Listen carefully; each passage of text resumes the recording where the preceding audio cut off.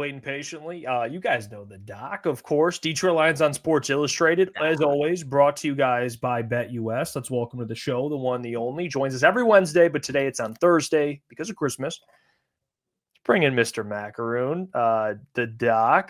John, Mr. Maakaron, are you back? Are we good? Yeah, the internet was like, uh-oh, fire alert. The doc's coming in ready to spit fire. Knows that it's Woodford time. Celebrate the holidays with the fellas. There we go. Woodford Reserve. Listen, it's time. Best year ever. Enjoying some cocktails. Who knows? The internet maybe doesn't want me to talk. Who the heck knows? But hello, chat. It's great to check in. Please spit fire. Bring whatever you got. Sports, not sports. We're ready to have some fun. Now, listen. You guys have made me feel welcome all year, but I cannot really be the only one drinking. Can I convince one of you to crack open a beer and let's talk? Let's have some fun and enjoy company. One of you, let's go. Crack a beer. Let's enjoy some sports talk and have some fun because, yes, exactly right. Cheers to cheers. A growing digital platform, Crunch Time Sports. You guys doing great stuff. And Jeff's girlfriend letting him do the show from 8 to 10. It's good news. Yeah. I think he just went to go get something. What did he get here? All right, hold on. No. We're not doing that. We got a real American. By the way, can you shut the hell up about that? Can we? No. Why you're gonna need a rule of whip Jeff trending? Why are we getting whip Jeff? Doc, you know better than that. Come on. Listen, when you step away from the show, it's fair game, especially with me. I was dead. Listen, I don't know. Listen, the flu is a very moderate excuse, to miss the show. Listen, Amon-Ra St. Brown was sick. He had the flu game. You needed to have the flu show. You might have had your best take ever. You might have actually read my site and asked a profound question that maybe could have made news. You never know. So when you miss the show, we got to wonder if you're being honest. Oh man, do we have an article, Jeff? Article of the day from you from the doc? Doc, I interrupted the doc to tell you about the sponsor of today's video, and that is BetUS. You guys can head over to BetUS right now and get in on the Minnesota Vikings and Green Bay Packers game. Lions, you need the Packers to win. And I really do think the Packers will win this game. I think they split with the Vikings. So I'm going to go ahead and put some money on the Packers money line. It's essentially a pick'em game, guys. It's going to be close. And with that being said, I'm going to go ahead and place my bet on the Green Bay Packers. Here we go. Lock it in, and we are locked in. Green Bay Packers to win against the Vikings. I love the bet, and you guys can go tail the bet over at BetUS. Remember, BetUS can match up to 150% on your first deposit, 125% on your second and third deposit when you use the code YouTube150. Remember, gamble responsibly and never gamble anything you're not willing to lose. Let's get back to the video. I would give you an idea, but Christian already covered it. He's covered everything I've talked about on this channel today. So yeah, there we go. Like Shaq Barrett already put out an article. I think it was like 10 minutes after I posted a video. So shots to Christian for that. But we'll start before we get to like the rumor stuff, because I do want to ask you about that. Let's just start with the game. We were talking about the 49ers game before you joined, and we got into a little back and forth. The boys feel that this game will be a Lions victory by more than 2 possessions. Me, on the other hand, I think this could be like the 49ers Super Bowl because they're playing spoiler. I think it'll be a little closer than people think. Where are you at with this game? Early feelings, good defense, offense banged up. What do you think? What do you make of it, Doc? Yeah, listen, I think that this is a revenge game for the Lions. I see them going in really hell-bent on getting rid of that nasty taste out of their mouth from last year. And I think they have a lot more to play for. I understand the whole spoiler thing, but basically when you see the 49ers, man, it's just they're in disarray. The injuries have caught up to them just a little bit on offense. It would be a different story if Christian McCaffrey were there, if they were running on full cylinders offensively. But I just think that where they're at the point now where they're ready for some cervezas and hit the vacation trail. And I just think that the Lions right now, knowing what they have to play for, knowing first and foremost, let's all cheers one time to the Packers. Hopefully they destroy the Vikings. And that way the Lions will know when and you got the number 1 seed, that will be the ultimate vacation. The ultimate thought for this Lions team is, we got a vacation in front of us. Let's go out there and win this game. So if the Packers, all my take is predicated on the Packers. The Packers win, the Lions are going to go to San Francisco and whoop their ass. And if not, I just think that they know what they got to play for, and it'll be a 10 to 14 point game. I like the Lions offensively led by Jahmyr Gibbs, and I think the defense will do just enough to handle business. But you guys made some good points. This could be a high-scoring game. Love that, Doc. Hey, I want to bring up, obviously, news that hit today, the Teddy Bridgewater news, and you were actually in Allen Park speaking, with I think Mark Brunell, you guys spoke with, and as well as Dan Campbell. Just what are your thoughts on the situation with Teddy? Because at least me, the way I took it, Dan made it sound like, yeah, obviously Hendon, they're still confident in him, but there was that part of his voice to where it was like, hey, we like Teddy, and we wouldn't mind going Teddy if we needed to. Obviously, that's only if Jared went down, knock on wood. But what are your thoughts on this signing? Is it just like hey, he's just coming in to help and be a good vet? Or is there like hey, he's actually going to be the backup here going forward?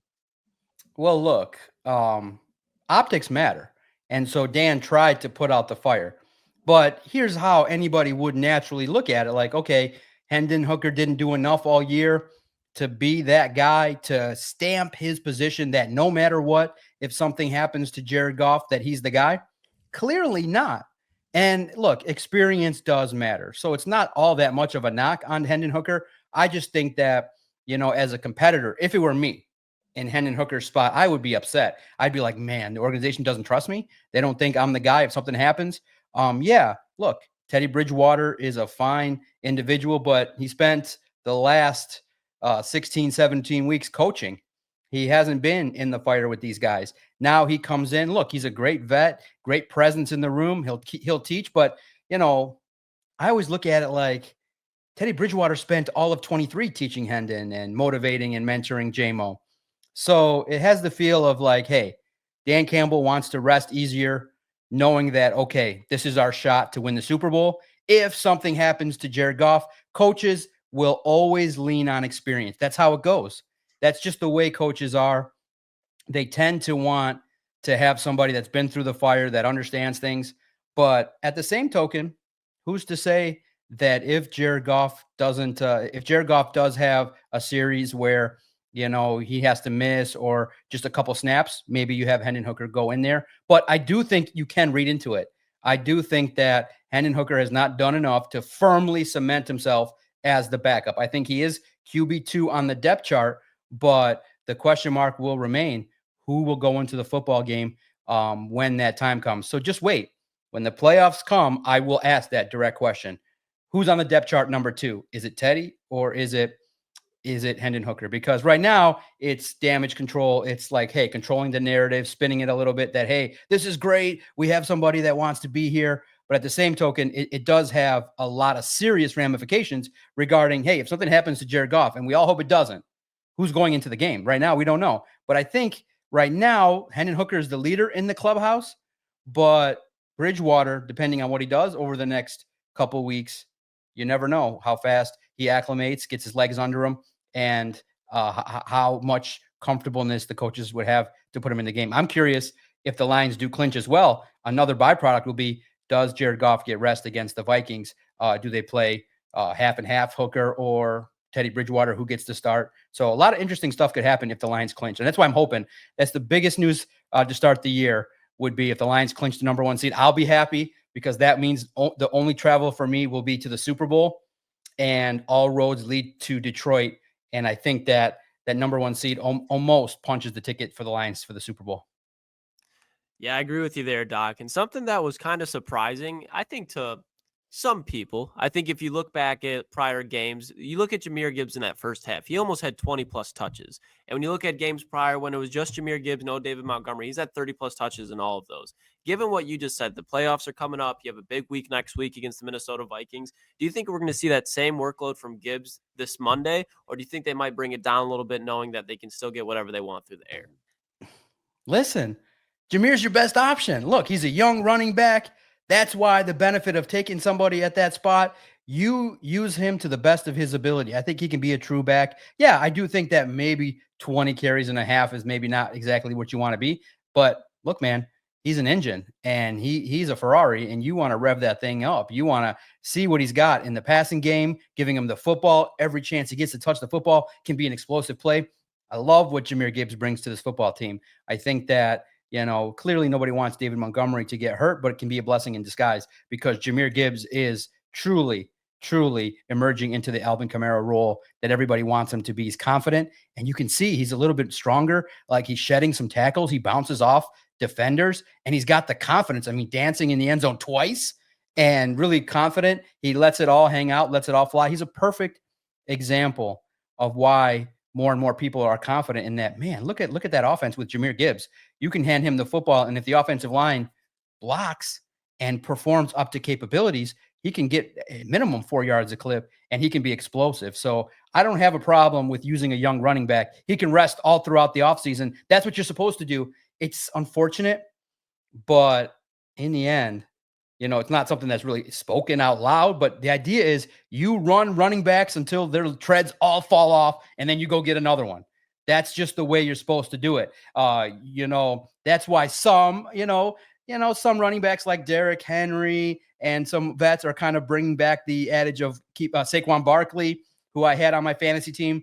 But in this case, when you got a Super Bowl in your grasp, you use Jahmyr Gibbs as much as humanly possible. You can't be scared of injury because that's when it does actually happen. Well, speaking of injury, the Lions have sustained a lot of injuries to their defensive line. They patched it up a little bit. You got Za'Darius at the trade deadline. You still got DJ Reader.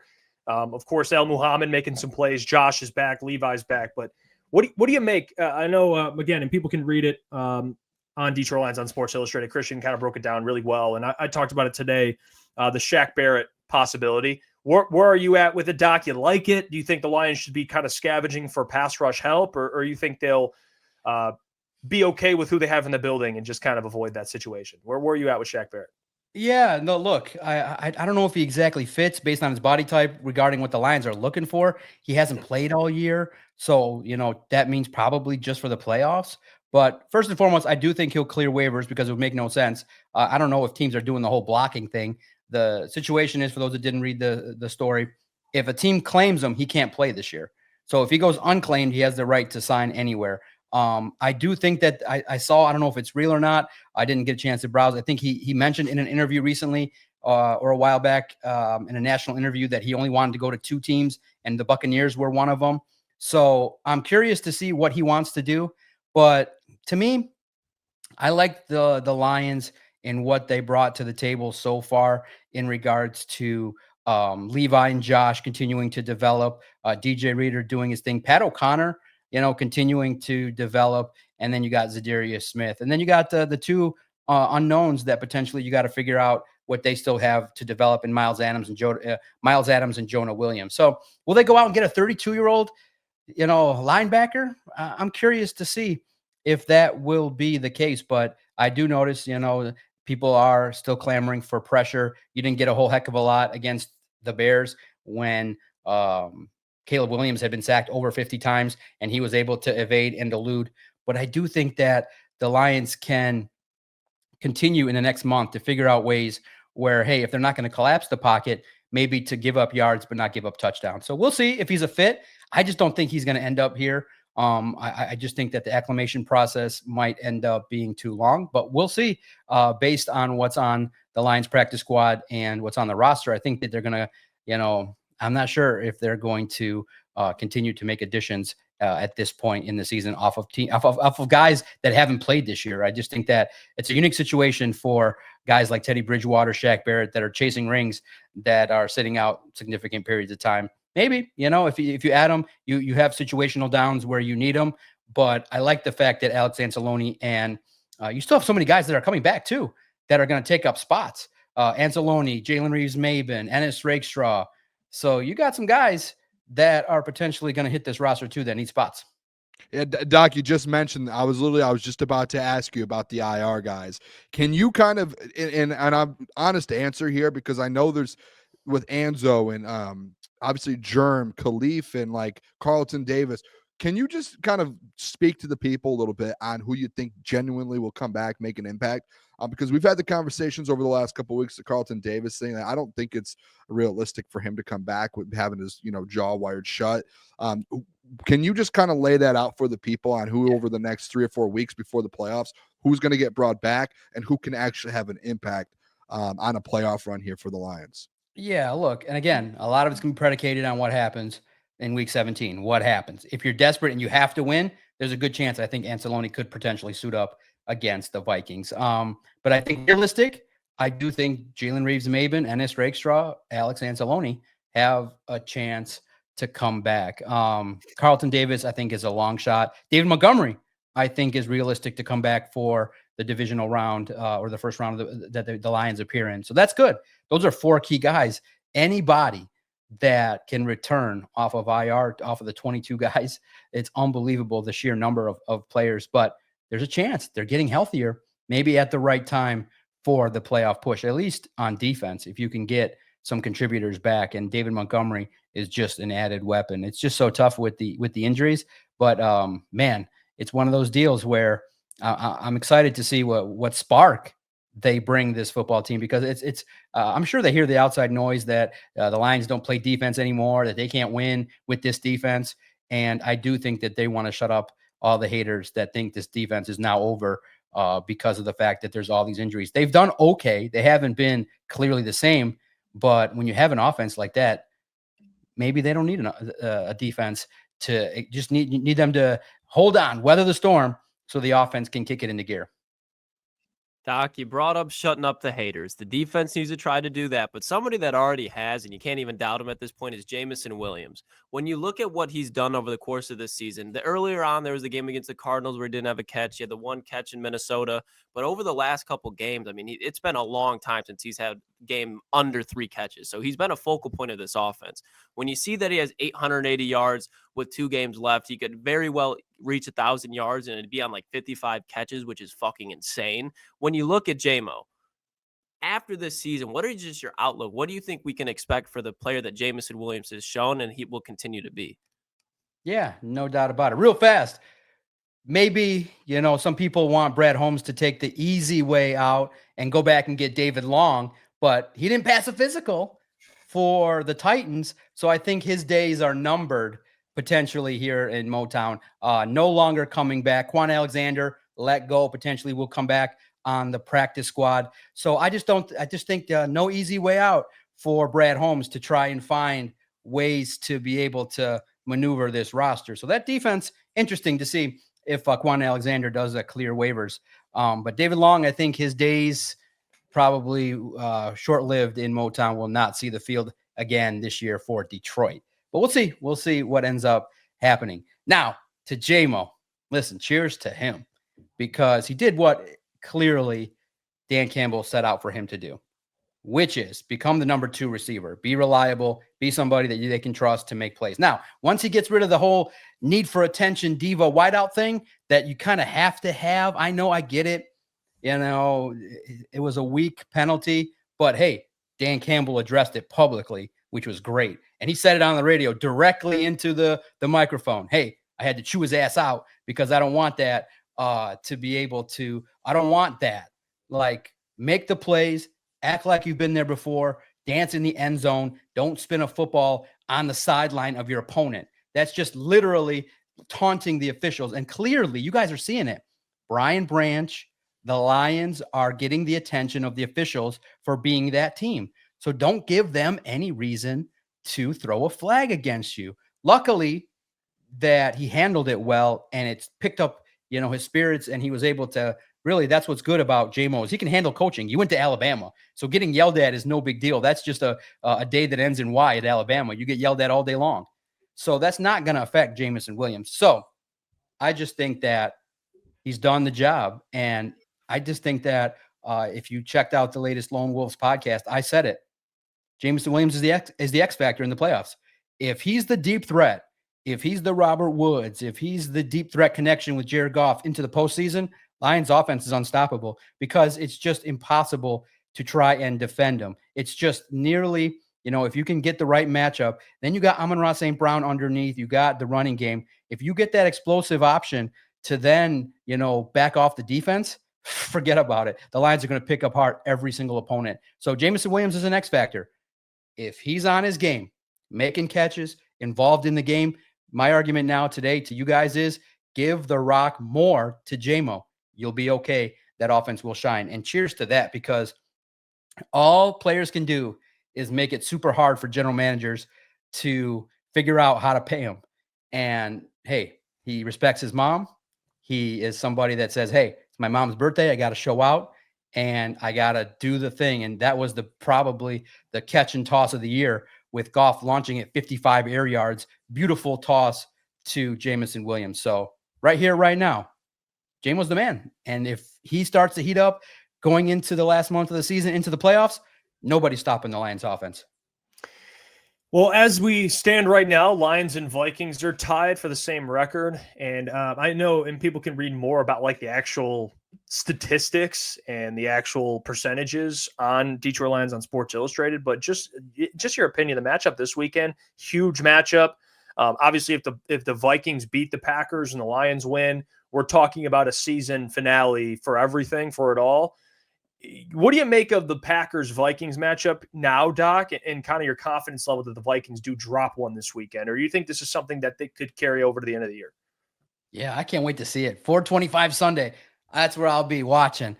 Jordan Love, man, his connection to his receivers is stronger. Their running attack, now it's going to be up to their defense to stop what is now an offense for the Vikings that just keeps bringing it.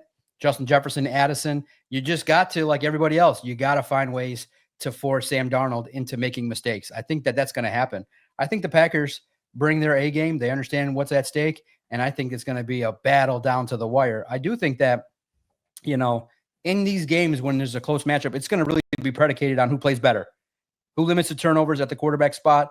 If Jordan Love outduels Sam Darnold, then you're going to have a Packers victory and everybody's going to be happy. I'm excited to see the matchup. I think it's going to be knockout, drag out, very competitive. I think it has a chance to be the game of the weekend on Sunday, and I can't wait to see it. And I'm jumping around a little bit here, Doc, but just even last week, the one thing I actually forgot to ask you this should have been one of my first questions. Christian Mahogany. I don't know why we haven't talked about that. I mean, he had a hell of a first start for his career in the NFL. What are your thoughts on him and kind of moving forward? We talked about it on the show. I think it might have been Monday or Tuesday. But just kind of be in the future there at guard. When you have Kevin Zeitler, who's on the 1-year deal, Graham, who's a little bit older. What do you think to see the future there for a guy like Christian Mahogany? And how did you think he played Sunday? Yeah, no doubt. Look, offensive lineman talk is always fun. We don't typically hit it too much at the site because it doesn't move the needle a whole lot, but it's important. So first, let's refill here because I got a lot of thoughts on golf. There you go, Doc. The way let's finish this. Where are you guys at? Let's finish it up. Let's go. Whoa. Let's go. What do we? Please keep drinking, keep enjoying the evening, because, like I said, I'm not drinking and celebrating a great 24 by myself. But look, first and foremost, I'm going to talk about Mahogany. I definitely did not forget the question, but I will say this: you're Christian Mahogany, you're Taylor Decker, and you're Frank Ragnow, and you turn on the news and you see it, or someone has to be texting them. Damn, Brock Purdy used his connection at Toyota and got all his guys $45,000 cars, each one lined up. And you're like, oh man, that sets the stage. Goff got $50 million. Goff got tons of money. And you get a Yeti package with steak. Now, I'm not a person that knocks gifts and free stuff, but I look at samurai swords. I look at the craziness that these quarterbacks are shelling out. I would feel like, listen, I could go to any place and get a steak and Wagyu and literally, offensive linemen yeah, you want to keep them healthy and all that, but those guys eat steak probably 5 times a week. So I just think that, look, last year the watches were cool. I think this year is a whiff for Jared Goff, and Purdy wins the battle. And he said it too. He's like, damn it, Purdy. He's going to sit he said on his radio interview, he's like, damn it, I got to go find him and say, hey, you're setting the bar so high that it makes me look a little bit bad when I'm giving him food and Yetis and whatever he's giving them. It's nowhere near the quality of a brand new, fresh car, even if it's a relationship. I don't know. I would say Goff needs next year to step up the gift game because Christian Mahogany is probably going to be one of those dudes that's going to be blocking for him. And I think that next year you'll probably see maybe potential starting right guard if the team decides to move on from Kevin Zeitler. Look, Mahogany eased everybody's mind regarding a little bit of depth concerns at the offensive line. In a couple of years, Mahogany and Manu, I think you got some young pieces there that you can build around. And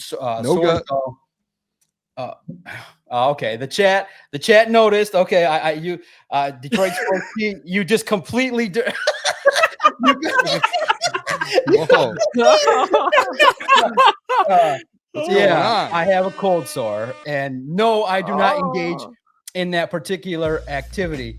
But let's just say maybe this is from state and the activities that went down there. Maybe it's just the violence that I picked up along the way. But thank you for the visual. I have to refocus and not think of that activity. Football, Doc. Football. Yeah, football. Christian Mahogany. Different balls. Yep. Football. Listen, he's an ass kicker, and he's going to go out there and handle business. He looked good. I thought that, it's clear Hank Fraley develops talent, and I just love the fact that he came out and said that he wanted to come here because he knew he would develop. He'd be around great talent, and even though he wasn't on the field, he was learning and developing. So it's a great thing to see somebody develop and get an opportunity. Now, he's not going to replace Graham Glasgow. They're always going to go with the veteran. They gave him the contract. So it's a depth piece. And if Glasgow struggles or continues to deal with injury, you got a plug and play piece in Christian Mahogany, and it's going to be awesome.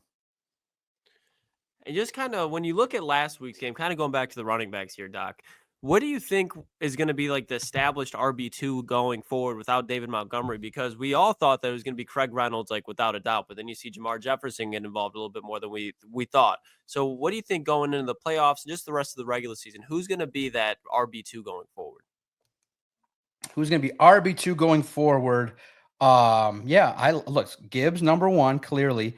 Craig Reynolds, I think the vet probably will have opportunities as well as Vaki. I thought he did well with the time that he got. I do want to see what Craig Reynolds can bring to the table as somebody that can run behind this offensive line. But I just think that, the one thing that definitely people saw was there was a difference in like around the 4-yard line. It took a couple times for Gibbs to get in there. You want that thumper. Maybe you would have given some carries to Craig Reynolds, a little bit more of a physical runner. So I want to see what he brings to the table. But Vaki, I thought, was a great compliment. And Jefferson, too, as well, getting called up, I thought acclimated pretty well. And he's utilized his time. So it's a nice competition. It's a good running backs room. But I think the leader in the clubhouse is Craig Reynolds. I just think that what he brings to the table, his physicality, his talent, I think will be a nice fit behind. Because you want that complementary style. So I think Vaki is similar to Gibbs in a certain sense. So you can use him in the passing game. But I just think that, when you need those tough yards, you probably are going to want to give it to Craig Reynolds. Well, Doc, I know you wrote about this specific possibility, and I don't like it. I will say I don't like it, but I'd like you to expand on it. Ben Johnson, you had a reporter come all the way up from Chicago to ask this man a question. Clearly there's interest. Clearly Ben feels like he's developed and he's more than ready. Where are you at now with more and more of these rumors that Ben to Chicago's more and more, quote, quote, likely? Where are you at with Ben to Chicago, and how much of a disaster would that be? Please tell me. Please tell me. I can share a story, too, because it was fun. If you noticed the question before, a certain handsome Middle Eastern reporter asked Ben Johnson about Caleb Williams, and I set it up perfectly. I knew that the reporter was probably going to ask something related to the Bears, being that he was out of town. So I said, okay, probably somebody needs to ask about Caleb Williams. So what ended up happening was I'm looking, and clearly throughout the day, I can look at analytics, and all of a sudden I'm seeing this heavy interest on the site from Chicago. I'm like, what the heck is going on? Like, I wasn't putting two and two together, and I'm talking about overwhelming tweets and likes and messages and visiting the site. I'm like, what the heck is going on? And then I said, oh, the question that I asked got around. So I asked about Caleb Williams, and that question went around the internet, and people checked out the site. And I was like, oh, that, it had the intended consequence, because I did want to have that layered into some support for the guy's question. But that was a great week because it generated a lot of interest for me, and hearing my voice all across Chicago airwaves was great. But look, here's the deal. Straightforward. You're the Bears. That your fan base will be electrified if you get Ben Johnson. So you have to make sure you put it out there that we want Ben Johnson. We interviewed him. We did as best as we could. We offered him a contract, and you make it so that Ben Johnson tells you no. Because otherwise, if you end up saying we want Ron Rivera or Pete Carroll, your fan base is going, and they got a loud fan base. They got a loud fan base that's not making it easy on anybody there in the organization, like Big Cat and CM Punk. CM Punk goes on national airwaves and is like, the owners sell the team. Now you're talking about national disgrace and having people talk negatively about your team. So you are locked in on Ben Johnson. So in my opinion, I think they're going to back up the Brinks truck, and they're going to say, here you go. Here's 6 years, minimum $90 million guaranteed, $15 million per. Bring who you want. Run this ship. We trust you. Clearly, he was clowning for them. Clearly, he's like, okay, you want to see what I bring to the table? Here's a trick play where my guy pretends to fall down in your house. How much more crazy is that? So I think the offer will be made. Now, that's the extent of what's going to happen. The rest is in Ben Johnson's court, because guess what? We still have a couple teams that could blow out their coach that would be appealing. Now, there's one team that I believe if they blow out their coach, he jumps right away. He just says, get me that job, because there's no way a coach with half a brain would not take it. If the Bengals drop Zach Taylor, Ben Johnson's going there. Easy. You're in the AFC. You have a chance to work with Joe Burrow and Jamar Chase. You're set up. And then you got Trey Hendrickson on the other side. You can build with that, and you can keep it moving forward, and you take that job. Maybe, I think the Giants is a dumpster fire. I don't know if they're going to blow out their head coach. The Jets, there's nobody in their right mind that would take that job that doesn't have some tie to that organization or would want to have an upheaval. I'm not having no teenager tell me shit. Like, I don't care about your kid and what he thinks about Madden ratings. Keep him outside. Let him do TikToks down on the field. Keep him away from the football facility. This is where grown men handle business. It's not where teenagers tell. Yeah, Doc. It's not where teenagers tell anybody in the football operation. Like, in the second that happens, I'm going to the podcast. I'm coming to crunch time, and I'm saying, boys, look at this shit. I'm trying to get Jerry Jeudy on this team, and there's some pipsqueak doesn't want this to happen. I'm like, oh, hell no. That's the worst thing possible is when an owner meddles and tries to run the football operation. That's just going to go nowhere. So the Jets are going to be, they're going to be struggling for a while if they don't change the culture there. So to me, I think that Ben Johnson's leaving. I think clearly he's established himself. He said it. And that's what was so great about that reporter is sometimes when someone travels, the Lions coaches and players will be more willing to open up. And that reporter asked a great follow-up. He said, what did you learn? And that opened the discussion for Ben Johnson to say, I have that burning desire to be a head coach. So look, the one caveat is if the Lions lose in the Super Bowl, does he want to fulfill that here and want to come back? But I just think right now it's 65-35 that he's gone, and 100% he's gone if the Lions win the Super Bowl. And I'll just one up you here, Doc. Aaron Glenn, automatic gone, because I haven't seen any articles about him the last couple weeks, or at least the last week. Is AG is he in the same kind of boat as Ben Johnson? Is AG leaving, especially if they win a Super Bowl? Is it because you've brought up on our show before, if he does leave, you talked about Robert Saleh kind of taking that position over. But do you think at this point right now we kind of know what's going on? Do we think he's gone as well? Yeah, I think that there were some whispers of Aaron Glenn being linked to the Jets because obviously he was a coach that played there and has familiarity with what's going on over there. He could handle the craziness that is the New York media. He could calm things down, would bring instant credibility. Also, too, you think he's probably going to be linked to the Saints as well, being that he was a DB coach. I think the prospects for him are more difficult because here's the thing. Offense sparks interest. Dan Campbell, the new way of dealing with young quarterbacks. Defensive-minded coach definitely brings that swagger of intensity, and I think he would be a great mentor. But at the same token, you're not going to get the huge upswing in winning the press conference if you hire Aaron Glenn. He's no nonsense, and I don't think he's going to come up with a kneecap speech, but I do think maybe he will set the tone like everybody else, and he'll say, that we want to be physical, violent, and we're going to be out there to make you, know that we played you. But it's just tougher. I just think that right now it's probably leaning 60-40 that he comes back because there's more work. I think he relishes knowing that, there's some opportunity for big success next year with Aiden Hutchinson, Kirby Joseph, Brian Branch, and you add a couple more draft picks and another year with Jack Campbell. Now you can have maybe even more of a selection. So I think that Ben Johnson has the clear pathway, but Aaron Glenn will get some interviews and maybe land an opportunity. But I think his foot is probably more attached to Detroit than Ben Johnson right now. Yeah, I tend to agree with you. I think AG returned this year. I think there's a good chance that both of them return, though, Doc. But I want to switch gears back to Monday night. When you look, and Jeff kind of brought up the point earlier, like defensively for the 49ers, that's their strength without a doubt right now. And they still have some names out there. They got Ufunga, Fred Warner. They got a couple of dudes out there. When it comes to this Lions offense and the 49ers defense, which matchup are you most excited to watch, or matchups if you have a couple? Matchups in the Lions 49ers game? Yeah. Yep, no doubt. I'm curious to see Nick Bosa against the Lions offensive line. Real fast, I'll get to that. The sports tee is great. Doc Muncharoon is classic. That's an all-time good one. Listen, when you guys were watching, I don't know how much you watched the Netflix Christmas. What did you think when RG3, after I believe it was the Texans getting their ass beat by the Ravens, grabs the cake and he's got ladies on the set and he's sitting there grabbing that cake and he's like,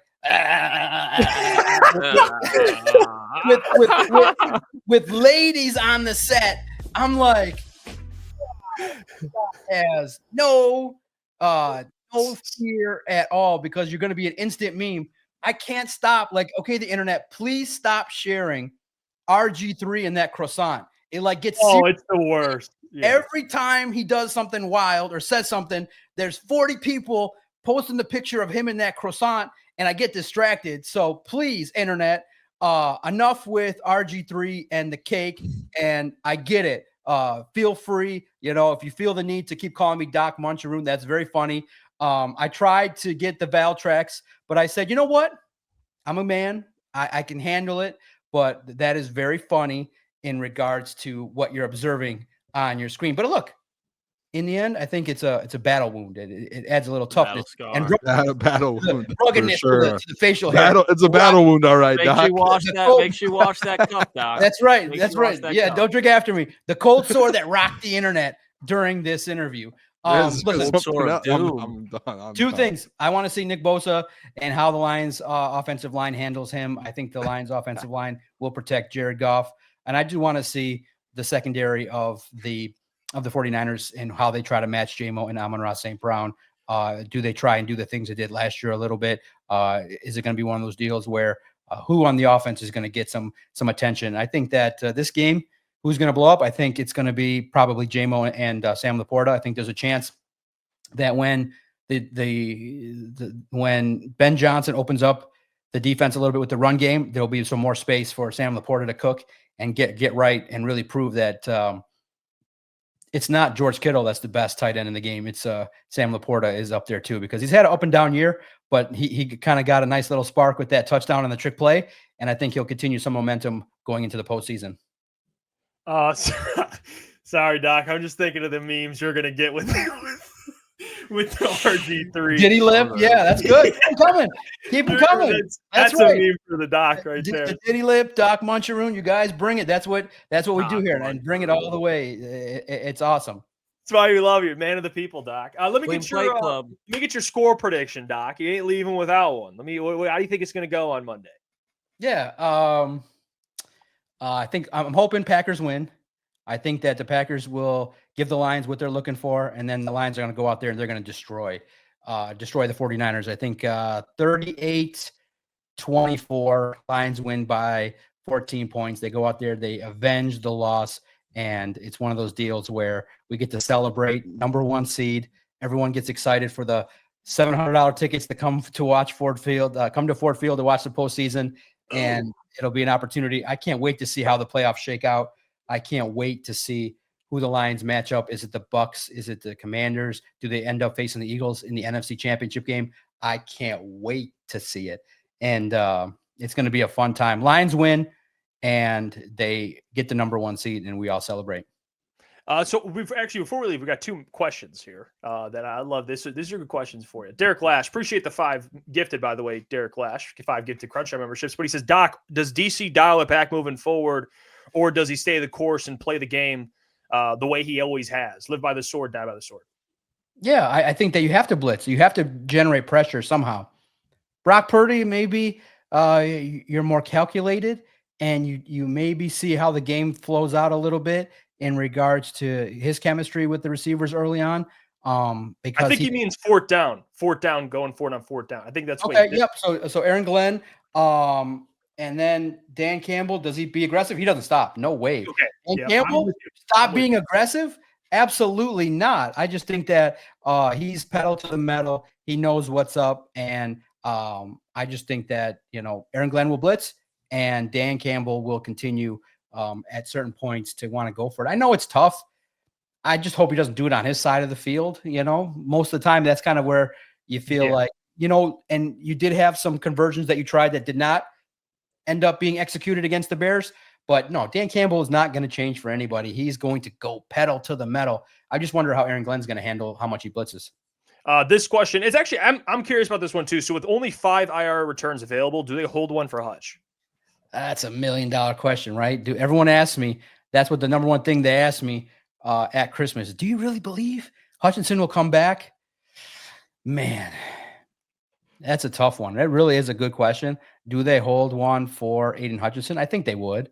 If they see a realistic opportunity for him to play, listen, my response when people ask me was, I think that he's not going to play 20 snaps, but if he's reasonably able to sustain and not risk further injury, I could see him getting 5 to 10, snaps in the Super Bowl just to say, maybe on third down or a third and long situation, or when you need a critical moment, maybe you get him in there, but that's going to be tough. And it's tough right now to say because he's still a month away, reasonably to look at that and to see how he looks and acclimates and all that. But to me, I've always looked at it realistically that you look at it like a pleasant surprise for Aiden, but I'm not expecting Aiden Hutchinson to return this year. And remember, as always, this interview is brought to you guys by BetUS. Hey, what's going on there? It's Jeff Iafrate. Appreciate you for finishing the video. You can check out one of the videos here suggested or show support by commenting, liking, and subscribing. And buy your merchandise, officialctsports.com.